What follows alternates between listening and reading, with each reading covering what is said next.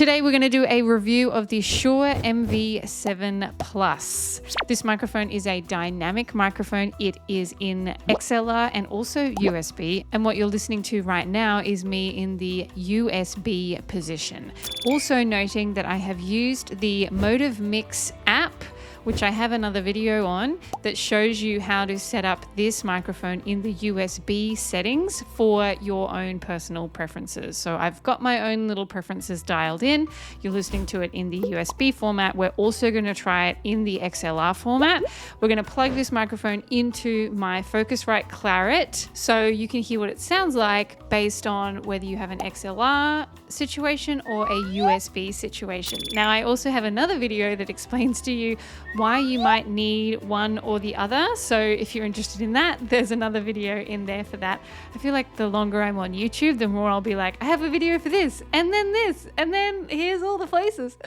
So let's get into some things. We're going to test a few things today. We're going to test obviously how it sounds when I'm talking into the microphone. We're going to test it from far away and close to me. I'll also do a little bit of singing into the microphone as well, because that is an application that people often use. But the first thing we're going to take a look at is actually what this looks like when it comes in the box. So when this microphone arrives, one of the great things that I like about Shure more recently is that they've really done away with a lot of the plastic packaging. So it's very minimal what you actually get in the box. You can see that it comes with a USB cable. It does not come with an XLR cable, so you'll have to get your own cable there. And it also has obviously the pop filter, the pop foam on top as well. You can take that off. I don't know why you would personally, but you can certainly take it off. As far as the build quality goes, it's a nice metal construction other than the pop foam that is not metal, and it feels sturdy. It's not too heavy. It's something that you could take with you pretty easily. It doesn't come with any stand, nothing like that. It just comes with the microphone itself there. So now that we've had a look at what it actually looks like in the box, getting out of the box, what cables it comes with, let's have a listen to how it actually sounds. So you can hear it right now. I'm talking into this in the USB situation. I'm going to do some popping the popcorn right now so that you can hear what kind of pop there is with this microphone. This is called Plosive. Some microphones reflect plosives better than others. There's also a Plosive in the Motive Mix app. It actually has like a popper stopper thing that you can actually just switch on in the USB format, but not the XLR format. I have the D-Plop. That's not the name. I have the popper stopper on, like switched on at the moment, so it's helping with that a little bit. But now I'm just going to do some testing here. So USB format, popping the popcorn, popping the popcorn, popping the popcorn. Now we're going to switch to the XLR format, popping the popcorn, popping the popcorn, popping the popcorn. And I was moving my mouth around the microphone there just so that there was a little bit of, was it more evident in one place to another? That can help you sort of place the microphone where you think it will suit you best if you have a lot of p and b sounds in the way you speak. Some people are just really brutal with the way they say those, so they can have problems with foam that isn't quite big enough or pop filters that they're not quite thick enough. We're going to head into the Sibilance test now. Sibilance is really just if you talk kind of through your teeth, you're more likely to have a really prevalent S sort of sound that's in your actual recordings. Some microphones, again, handle that better than others. And also the EQ, especially in USB microphones that you've adjusted via the DSP settings, they can adjust for that too. So if you feel like you're getting too much of the S sounds, you can bring the brightness down in the Motive Mix app. That will actually help you reduce some of that sibilance. You can also do it in post-production as well. So S sounds, sibilance, sizzling the sausages, sizzling the sausages, sizzling the sausages, sizzling the sausages. That's the USB format. Now we're going to switch to the XLR format of this test. Sizzling the sausages. Sizzling the sausages. Sizzling the sausages. Sizzling the sausages. I'm going to say the same phrase and we're going to switch between USB and XLR so that you can hear what that sounds like as well. I love chocolate chip cookies. I also love chocolate chip ice cream. I like chocolate chip cookies. I also like chocolate chip ice cream. My name is Brianna and I run Bamby Media. My name is Brianna and I run the company Bamby Media. Now we're going to do the singing test. So I'm just going to sing the same song, same little bit of the song so that you can get a feel for that as well. This is a song that I'm actually working on. It's one of my own songs at the moment. This one is called Timeline and we'll sing a little bit of that. It's not funny how I've been waiting for the clock to say the right time. When you feel ready, it's been on my mind. I've got to let you go. It's not funny how I've been waiting for the clock to say the right time. When you feel ready, it's been on my mind. I've got to let you go. I have my headphones on here now because I just went and listened to all of those tests so that I could give you a recommendation for what I think of this microphone. Could you hear the difference between the USB and the XLR input versions? I hope that you could because there definitely was a difference. Now, if you couldn't hear a difference, maybe put your headphones on so that you can really hear. Now, what I noticed in the USB format, it is a lot brighter. That is, though, probably because I have the brightness at 10% in the mode of mix application. So I've already made a few little adjustments in the USB format to get that microphone sounding probably where I would like it to sound best. In the XLR format, you can't do that. You are just given the microphone clean as it is, and then you have to make those adjustments through the, if you have like a rack EQ, rack compression. If you don't know what those things mean, then you probably don't have them. Otherwise, you can do post-production editing and EQing and compression with the XLR. As far as the actual brightness, the tonality goes, it's probably not so much of a fair comparison between the USB and the XLR because the USB, I already have a few little adjustments made. What that does tell me though is that it functions really well in both ways, right? You can have it in XLR and you can have it in USB.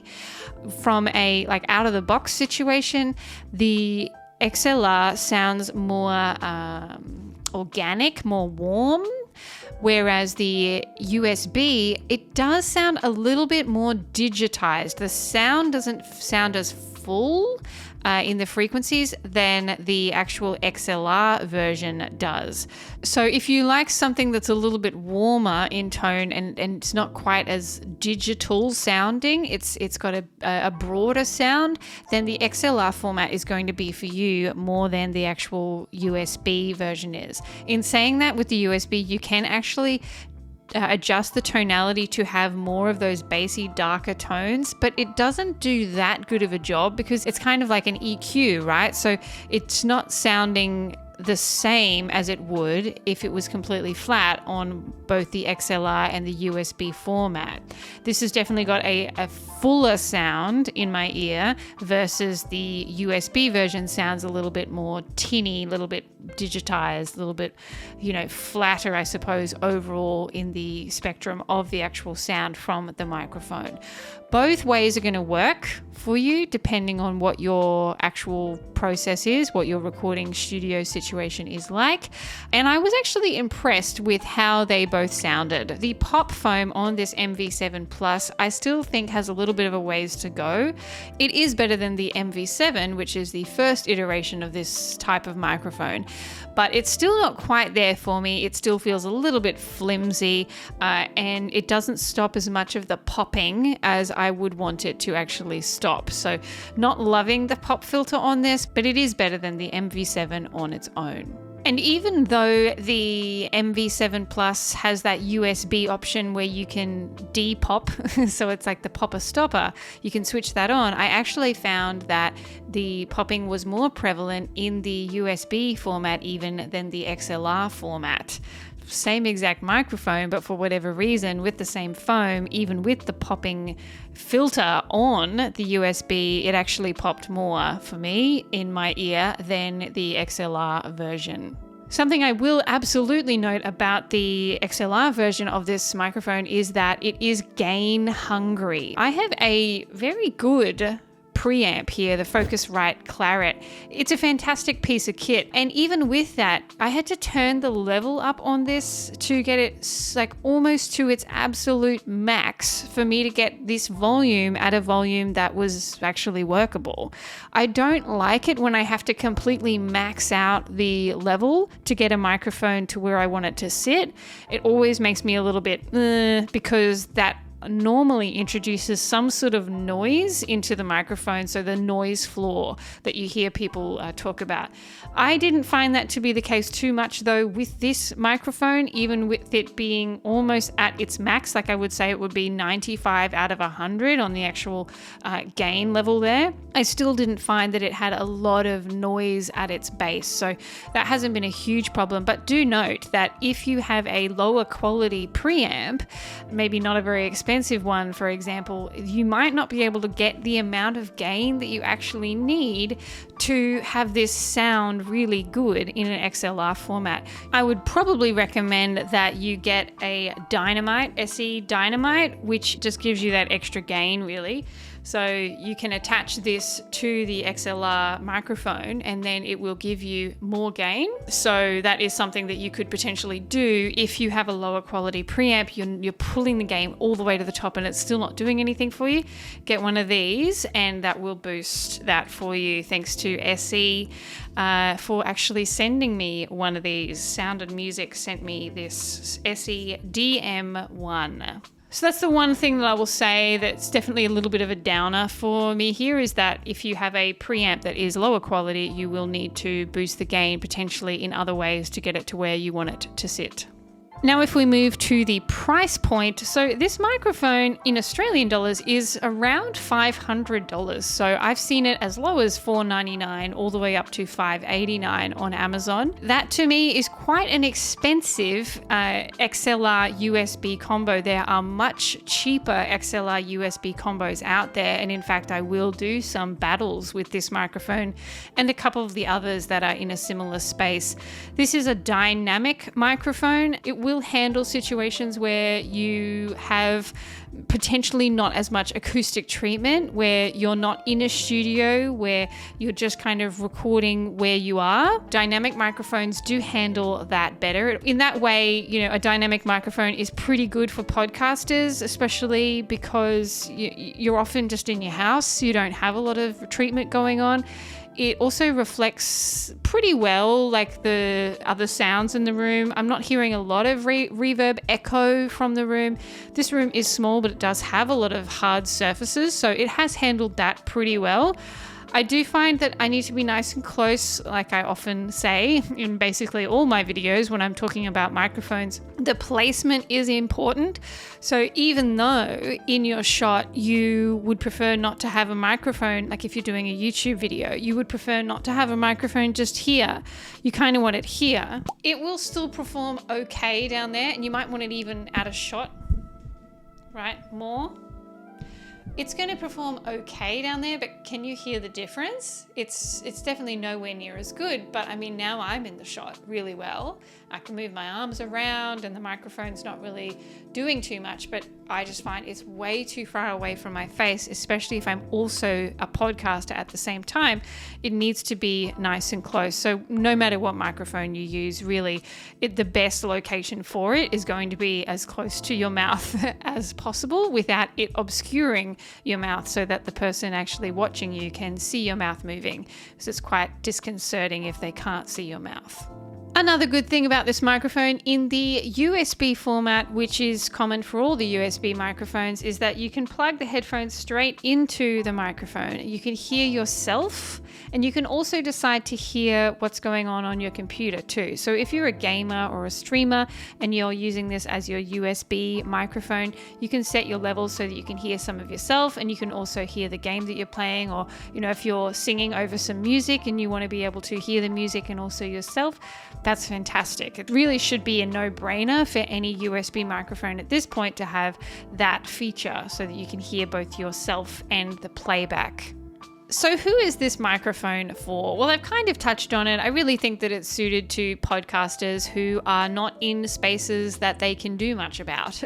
So if you're in your house, if it's a home studio, you have some hard surfaces, you have some things that might make the sound a bit more bouncy, then this microphone will suit you well. I love that it's an XLR and a USB format microphone. It means that it will grow with you. So even though the price point is $500, and that might seem like a lot for people starting out, you can start with USB, and then as you grow and you get maybe a rack and you get a preamp that's really good and you get a compressor like I have here, and you have these little added additions to make your sound even sweeter and fuller and warmer, you can do those things as your podcast and your application grows for it.